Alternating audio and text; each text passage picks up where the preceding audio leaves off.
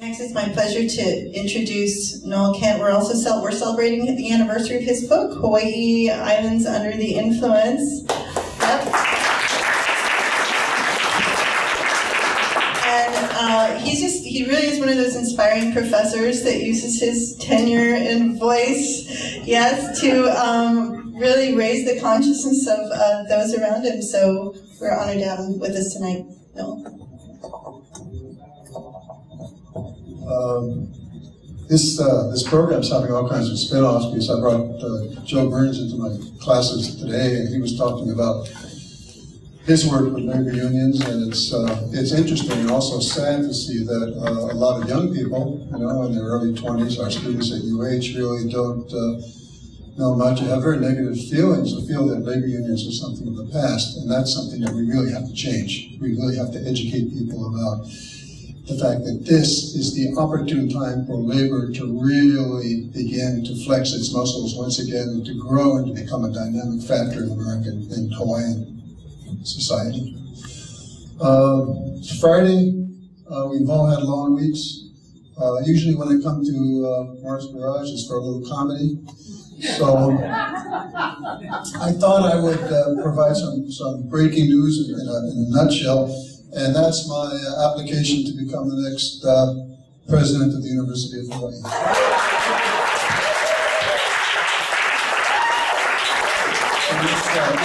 This is directed to Chair Martinson. The word, I'm going to read the highlights here. The word on the street is that you are still looking for a long-term university president. On that score, I qualify. The university having been quite close to my heart for some 45 years now. I'm also a very imperfect human being, which makes me a very good match for a very imperfect board of regents. 9 reasons why you should, a number of reasons you should hire me. I am not Marcy Greenwood, nor Evan DeBell. I am cheap.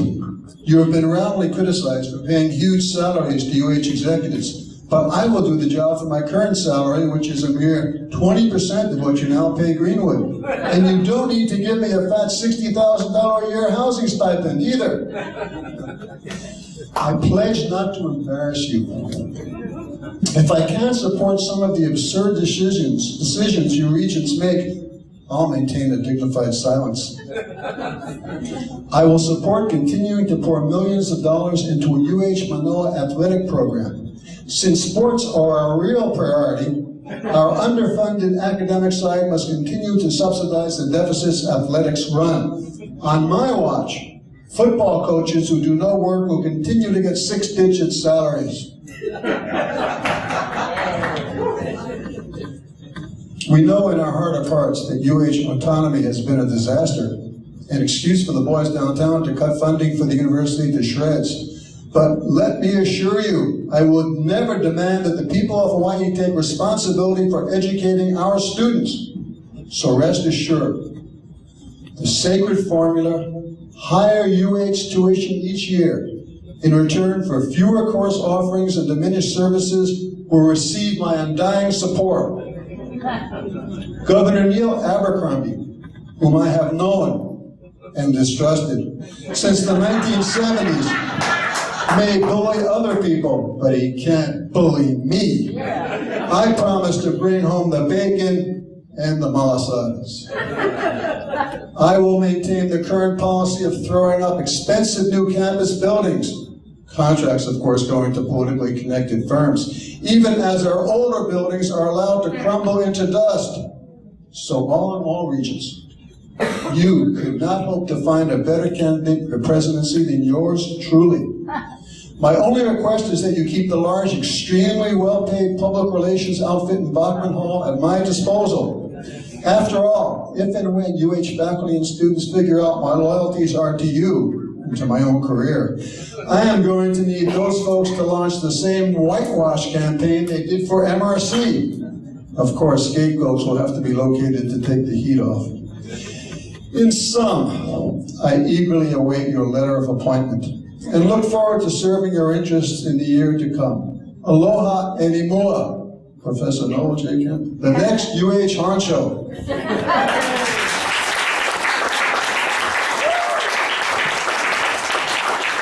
I'm as good as in. Noel Kent for president. So we have this book which came out 30 years ago, which is a little bit unbelievable to me. So as I was looking at it for the first time in quite a while this week, I was thinking, when you were in your 30s and you wrote this, you weren't a complete lolo. You had some good ideas, even some good writing, but I also was embarrassed at reading it because, of course, after 30 years, you become a very different human being, as I'm sure you are from what you wrote, Roxanne. So I was embarrassed at how inflexible I was, the arrogant tone of certainty in the book. I mean, I get very suspicious these days of anybody who's too certain about anything. I was trying to apply an all-embracing sort of master theory to a very complex picture.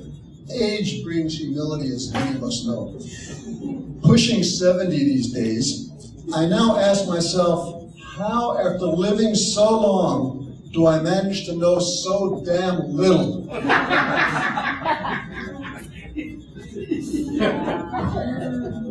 Okay, right. So the origin of all this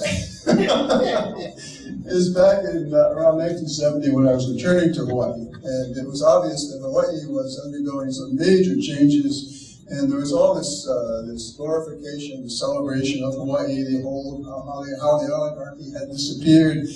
We now had a stable, prosperous, multi-ethnic democracy in which people who had grown up on plantations were now moving into middle-class lives. And some of us were looking around, and I'm putting Ray Catania over there myself, and we were a little bit doubtful about all of this. We saw a lot of poor people, we saw a housing crisis, traffic jams, high-rises, they called it the kind Hawaiian bird. Remember that? The kind Hawaiian bird, the cranes that were everywhere. A lot of environmental degradation, Kaneohe Bay and other places.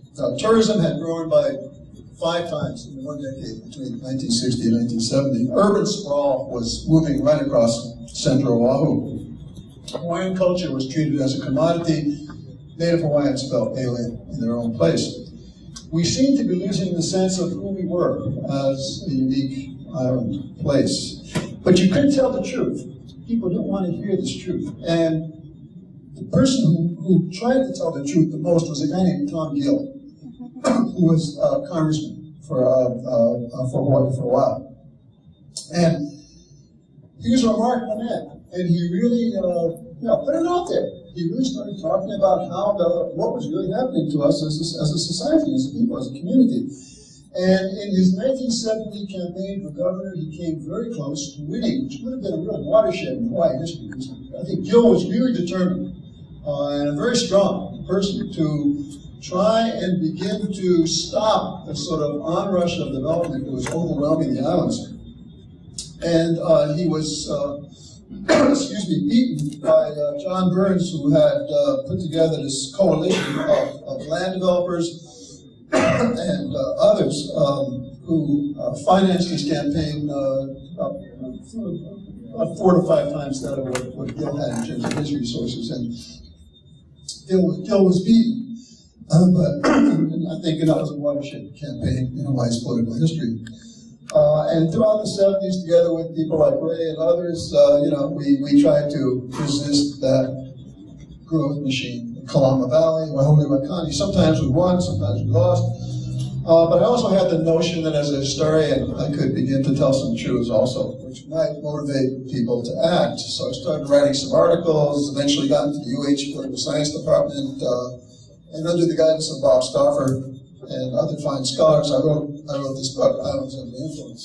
And although UH would not touch it initially, which is interesting, Professor Mimi Sharma did mention it to Judy Rubin at Monthly Review in New York, and they published it, and the rest is sort of history.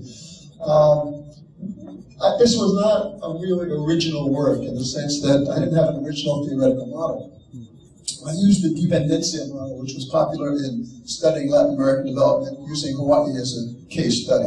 The basic argument, since the Hawaiians discovered James Cook at Kealakekua Bay back in 1778, The political, economic, and social development of Hawaii was largely shaped by global forces and global power, provisioning, sandalwood, whaling, plantation, agriculture. And in the process, the Native Hawaiian people lose first their land and ultimately their sovereignty, which is delivered into the hands of the United States government and also the Hawaii Plantation Financial Elite here in Honolulu. The second part of the book deals with what we call the New Hawaii. This is the era of unchallenged American dominance in the Pacific, American Lake, and Hawaii promises to be made a centerpiece in developing Pacific drama. So we see these immense transformations taking place throughout the 1950s and 60s. The Big Five abandoning sugar and pineapple, allying with overseas corporations to build lavish hotels in various places, all kinds of partnerships, local key Asian developers, Herbert Horita, people like this, financiers, moving into large-scale suburban development. The profound transition of the state bureaucracy itself into a major support for the new growth model. Huge funds spent on infrastructure like the H1 and airports and everything else that had to be done to turn Hawaii into a tourism place. Developing huge projects on Maui, Kauai, the Big Island, and everything. So what we have is a fusing of political and economic power in Hawaii in the 1950s, 60s, 70s. And there was always denial about where this was all leading because people understood that tourism was a very fragile and volatile industry. They understood that making Hawaii into a tourism place was very dangerous. So Burns and the people around him always denied that Hawaii was ultimately headed toward becoming this tourism mecca. They talked about Hawaii as a dynamic Pacific core, a place that regional corporations would locate headquarters. The building of the University of Hawaii Manoa as a major institution was part of this whole process. The building of a TIM school, the fact that in 1961, 62, and 63, 25 major departments were added to the university. There was a huge investment of money in an attempt to create this University of the Pacific concept. I might add that a lot of bad stuff was done. We're talking about chemical warfare in Syria. The UH campus saw anthrax tested, it saw polytoxins tested. Indonesian police in the 60s were trained for what ultimately became the massacre of hundreds of thousands of Indonesians later. So, I mean, there was some really bad stuff done in this idea of Hawaii as a major Pacific hub. So, what happens in the 50s and 60s is that basically we have a reform group of Democratic politicians turned into part of the establishment, perhaps part of the oligarchy in some cases. We also see some of the downside of tourism beginning to emerge. The leakage of tourist monies out of the economy, low-paying jobs, overseas-owned hotels, and overseas-owned the anti-commanding sectors of the economy. Tourism profits come from government subsidies and basically low wages. It's an ethnic division of labor within the hotels and the whole industry. So by the time I'm writing this book, it's obvious to me that we're in a sort of age of complete dependency, that U.S. and also Japanese corporations have come to dominate the commanding heights of the Hawaii economy, and this creates a lot of vulnerability. Okay, so 30 years later, how does this stand up? The book has lots of flaws. The study has lots of flaws. I think it's over-mechanistic, and it doesn't really deal with some of the complexities. It completely misses the arrival of a Native Hawaiian sovereignty movement, which I might have seen coming and I didn't. I also miss the revival of the Chinese economy and the fact that the Chinese will become major players at some point, probably in Hawaii's economy. But the book, I think, in essence, captures what really did happen, what kind of world we have to live with in Hawaii in a certain sense. You could read the latest reports, economic reports about Hawaii, which are here, and you can find out that our unemployment is down to the lowest level since 2007. Construction's up, bankruptcies are down, tourism occupancy in Waikiki and the rest of the state is almost 80%. The revenues flowing into the state coffers are higher than they've been in years. So it really sounds rosy. It sounds good. But this still it remains a dependent society, dependent on tourism and construction and military spending. 1/5 of state tax revenue, 17.5% of employment is around tourism. About 23% of the economy is around the military. We've had 20 years of basically slow growth in Hawaii, which have really devastated government finances, which have created all sorts of problems in delivering public services. I don't know if you remember, but when 9/11 took place, tourism virtually collapsed here. You could have fired a cannonball down Kalakaua Avenue, and nobody would have gotten hurt because nobody was there. The Japanese didn't want to come out of respect to the Americans. The Americans didn't want to come because they didn't want to get on airplanes. And who can blame anybody? Which really, in a sense, demonstrates the ultimate fragility of locating a tourism plant 2,500 miles away from any major population area. 2008-9, when the economy was in shambles, people would come either, and you had a real downturn, and hundreds of tourism workers were laid off. So what you have is a very fragile, vulnerable economy, which is really dependent on industries which are in trouble. The Department of Planning and Economic Development for the state says Hawaii's economy depends significantly on conditions in the U.S. economy and key international economies, especially Japan, which might be the understatement of the year. The labor force in Hawaii is concentrated in lower service industries, which is a problem in a high-cost, low-wage economy. There's an ethnic hierarchy in place. The largest number of jobs in our economy are in retail sales, servers, office clerks, cashiers, janitors, cleaners, housekeeping, food prep, fast food workers, all of which are low-income jobs. This creates a wide gap between living expenses and wages. Families' basic living expenses aren't being made. A decent two-bedroom rental is out of the reach of the majority of working people in Hawaii. In the last 2 years, if we look at the top five occupations which have increased jobs, that's retail sales, food prep, office clerks, waiters and waitresses. I know that my students do service learning and do a lot of community service, and one of the major places we're at is the Next Step Homeless Shelter. And what really shocks and amazes the students is to see the families that are in the shelters getting up in the morning. The mom and dad go to work, and the kids go to school. So these aren't the mentally ill, these aren't the bums, these aren't people who really are lazy, too lazy to work. These are just ordinary working people who simply can't get the down payment or can't get the resources to get out of homelessness. This really shocks them because it really upsets the whole stereotype that they've had of this thing. The military spending angle is also a problem because, of course, there was the Inouye factor, which brought in about $1 billion a year and probably distorted our economy in ways that weren't very, very healthy. Of course, it's impossible to say anything bad about Dan Inouye in Hawaii, and sometimes I think that he's sort of like a Saint Joan of Arc here. I mean, it's the laudatory praise that one talks about him, and in spite of other things. Anyway, so what we see in Hawaii at this point is a crisis of affordable housing, a crisis of healthcare, a crisis of quality education, also a political crisis of a politics which is degraded by money.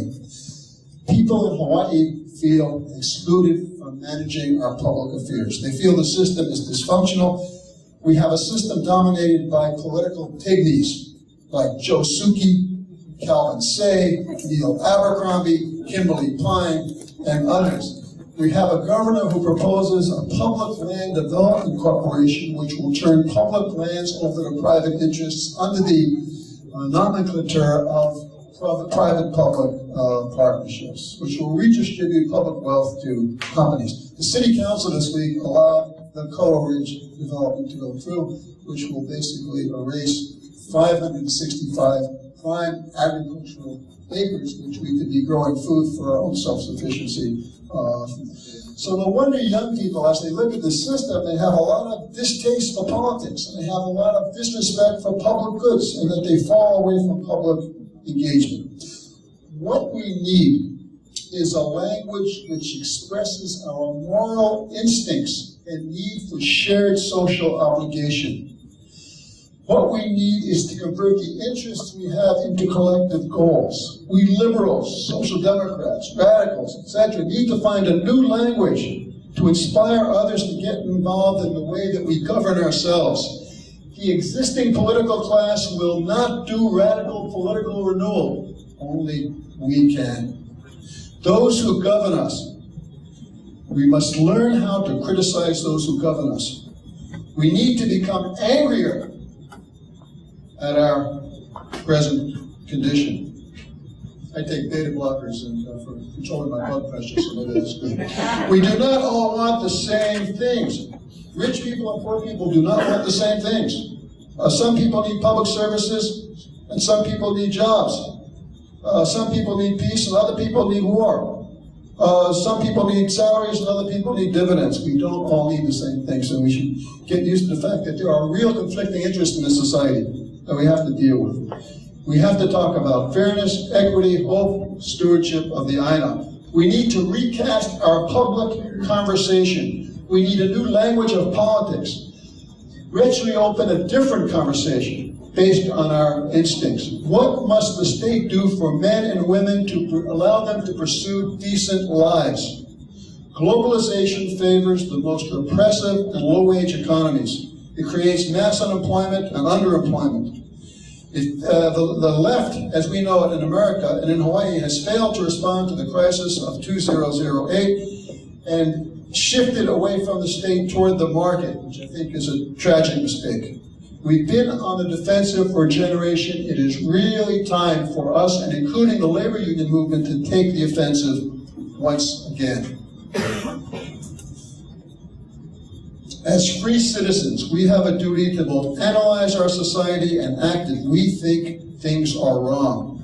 There is definitely a role for unions in Hawaii to begin to make the kind of changes that they did in the 1930s and 40s. They can lead their workers and others in these communities in discussions, in mobilizations, to advocate change and support for the excluded, to become a social movement.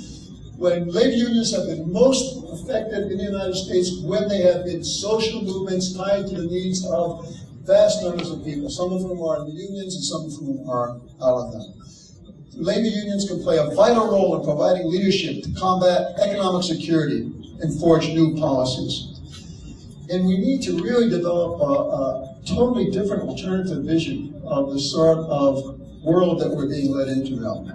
My late Manoa colleague, Ira Roeder, imagined a Hawaii of co-housing, town planning, citizen projects, neighborhood co-ops, reduced reliance on tourism, self-sufficiency in agriculture and energy, replacing reliance on imported goods, a cultural tourism, which was not alienating, a citizen-based politics, ecologically designed habitats, resource conservation, a shoreline with a diversified local economy, energy-efficient buildings.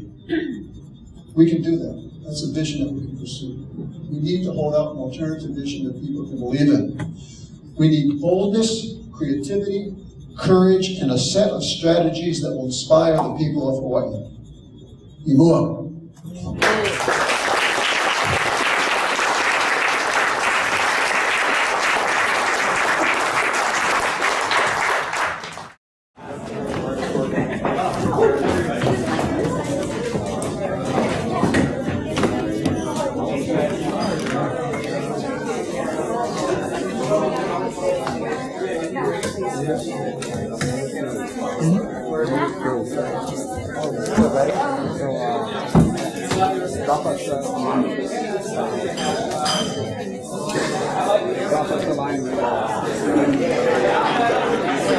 Yeah.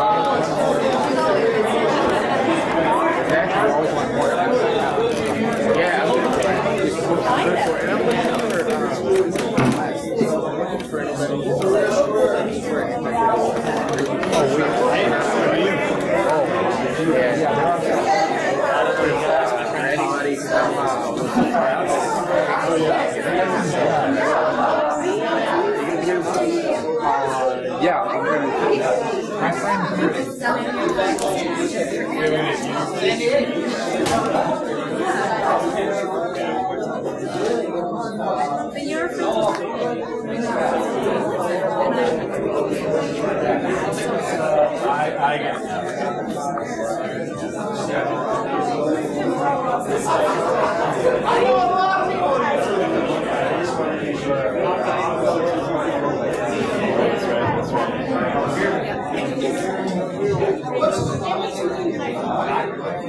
Feel good about